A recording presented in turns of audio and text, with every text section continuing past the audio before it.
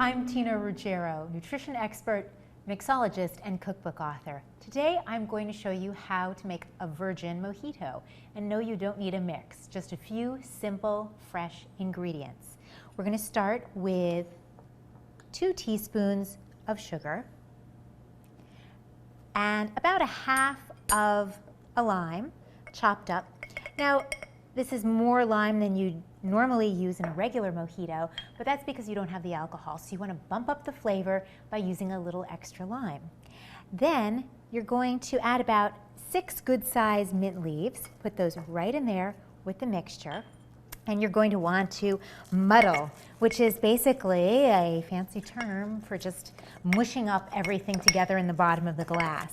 And what you're doing here really is releasing the essential oils of the mint, and you are mixing them with the citrus to get a really nice balance of flavor.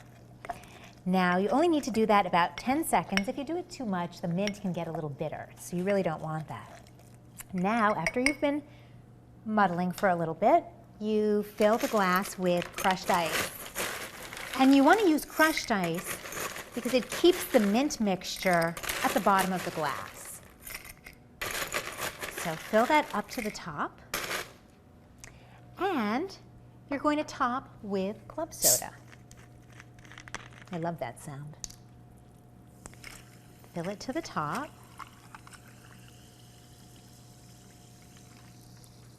And give it a good stir. After all of the ingredients are in the glass. I love a bar spoon. I think it's the perfect investment. It's inexpensive and you use it for most everything. And then if you can find sugarcane, raw sugarcane, it makes an absolutely beautiful garnish and it's very festive. So there you have a refreshing virgin mojito. Cheers.